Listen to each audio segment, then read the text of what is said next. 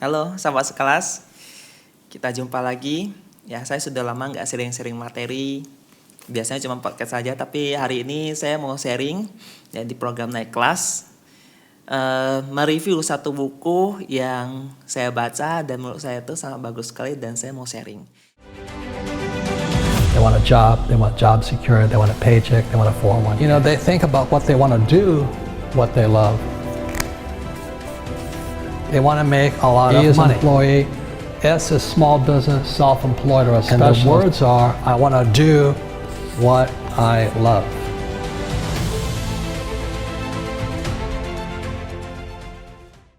Jadi buku Rich Dad Poor Dad ini sudah dicetak terbit tuh usianya kurang lebih sudah 20 tahun di tahun 2020.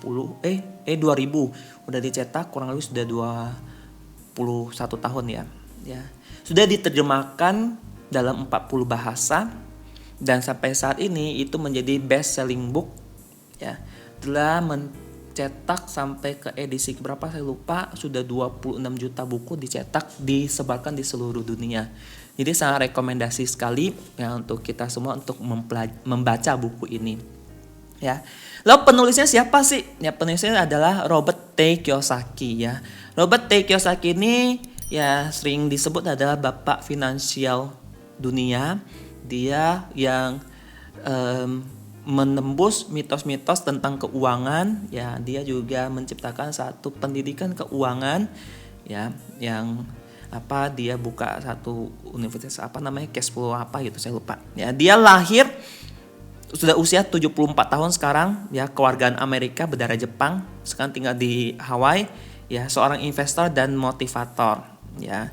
Lalu Rich Dad Poor Dad ini buku seperti apa sih ya? Jadi Rich Dad Poor Dad ini itu judulnya kan sangat ekstrim ya, ayah kaya dan ayah miskin.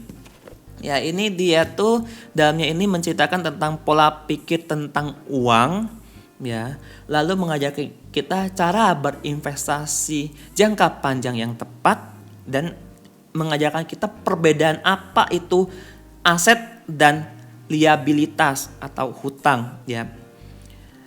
Definisinya kita sebut adalah aset itu memiliki nilai tambah dan menghasilkan nilai nyata ya. Lalu liabilitas itu adalah memberikan beban yang harus kita bayar terus menerus sampai hari ini harus kita bayar, sampai beberapa tahun kemudian tetap harus kita bayar, itu adalah beban ya. Contoh liabilitas ya, misalnya ya pasti biaya-biaya hidup kita yang harus kita keluarkan kan tiap hari gitu kan. Lalu ada mobil ya, aset-aset kendaraan, yang ngomong aset kendaraan gitu ya. Padahal kendaraan itu kita bayar terus biaya bensin ya. Lalu dia ada depresiasinya kendaraan itu, ujung-ujungnya berkurang dulunya belinya 30 juta, hari ini jadi 20 juta, berkurang 10 juta. Itu beban, itu adalah liabilitas beban ya. Lalu ada lagi ngomong rumah itu aset loh. Nah, dari buku Rich Dad Poor Dad ini mengajarkan kita rumah itu belum tentu adalah aset. Rumah itu bisa jadi ada liabilitas. Kalau rumah itu cuma kita pakai tidak menghasilkan, atau hasilnya tuh tidak sepadan dengan nilai cicilannya. Misalnya rumah kita ada, cicilan kita sebulan 20 juta. Kalau gede lah 20 juta. Cicilan kita sebulan itu adalah 5 juta. Kita sewakan, ya setahun dapatnya 15 juta. Ya, kita bayarnya setahun 5 juta kali 12 60 juta. Tapi kita dapatnya cuma 15 juta. Itu menjadi beban kan? Itu menjadi liabilitas. Nah, justru itulah aset itu adalah barang yang memiliki nilai tambah. Rumah kan memang bisa naik, tapi dia tidak memberikan nilai nyata. Nah, itu disebut adalah liabilitas juga. Itu salah satu konsepnya yang kurang lebih cerita yang ada di buku ini. Lalu kita balik lagi, Rich Dad dan Poor Dad ya. Siapa tuh Rich Dad, siapa tuh Poor Dad? Dia mengistilahkan bahwa Rich Dad itu adalah ayah dari teman baiknya, dan Poor Dad itu adalah ayah kandungnya sendiri yang memiliki gelar PhD ya, sangat berpendidikan yang sangat tinggi, pernah juga menjadi kepala bagian pendidikan di Hawaii sana ya. Rich Dad dia adalah orang terakhir kali menjadi orang terkaya di Hawaii, ya, tapi tidak memiliki pendidikan tinggi, cuman sampai SMP kalau nggak salah, ya, tapi dia memiliki bakat IQ finansial yang bagus, ya. Di sini diceritakan bahwa untuk menjadi sukses, ya mungkin butuh IQ dan EQ, ya, keintelektualan dan emosi kontrol, ya. Tapi untuk menjadi orang yang bebas secara finansial butuh namanya IQ finansial, IQ keuangan, ya, kecerdasan keuangan. Ya, ini yang diajarkan di buku Rich Dad Poor Dad. Ya, karena dia menceritakan bahwa kedua ayah itu sangat hebat sekali, ya. Poor Dad-nya yang ayah kandungnya sendiri ada gelar PhD yang sangat membenci sekali tentang uang karena dia merasa sekolah semakin tinggi, ya, gelar semakin banyak, pekerjaan akan semakin bagus didapatkan, ya, penghasilan akan semakin besar.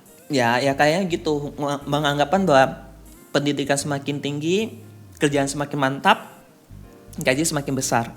Tapi pada akhir hayatnya dia meninggal dengan penuh hutang. Ya. Dan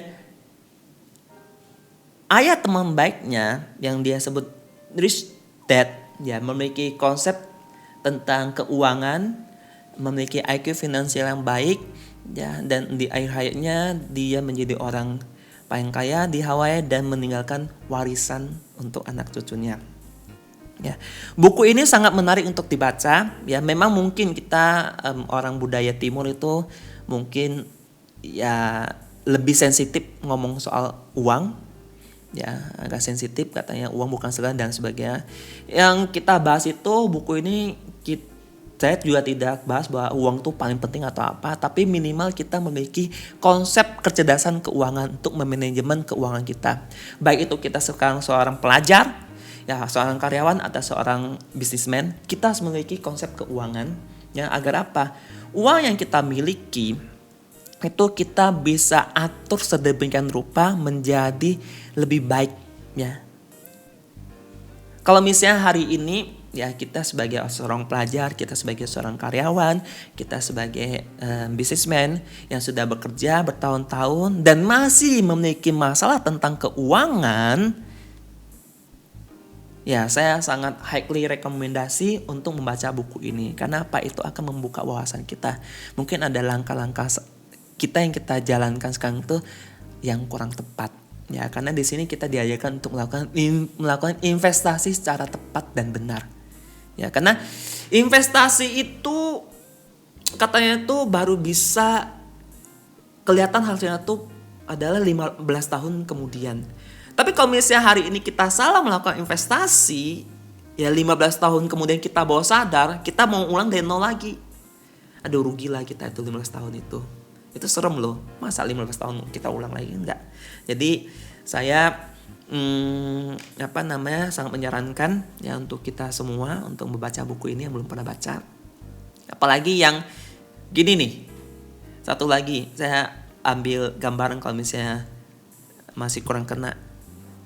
Pernah sadar nggak sih kita kerja dari dulu sampai sekarang, yang kerja, yang bisnis dari dulu sampai sekarang, ya, atau yang sekolah, mendapatkan penghasilan semakin besar.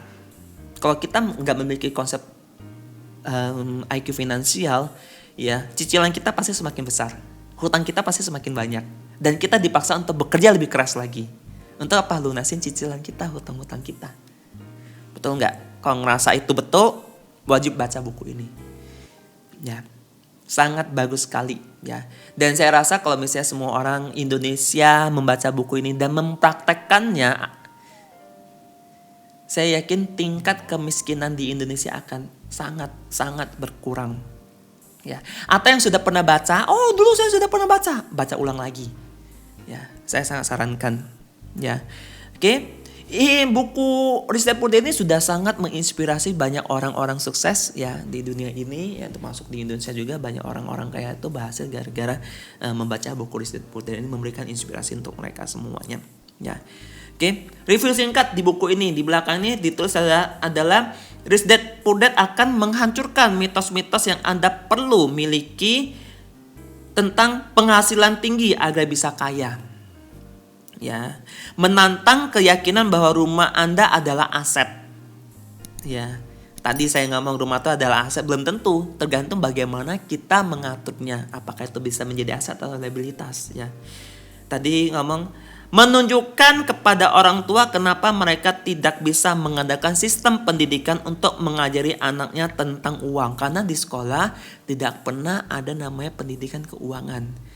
Kalau misalnya di sekolah ada pendidikan keuangan, ya guru-guru di sekolah tuh nggak mungkin seperti kondisi sekarang ya, yang juga sulit dalam keuangan.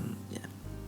Lalu mengajari Anda apa yang harus Anda ajarkan kepada anak tentang uang agar mereka memiliki masa depan keuangan yang sukses. Ya, ini mungkin lebih frontal ya bahasa soal uang.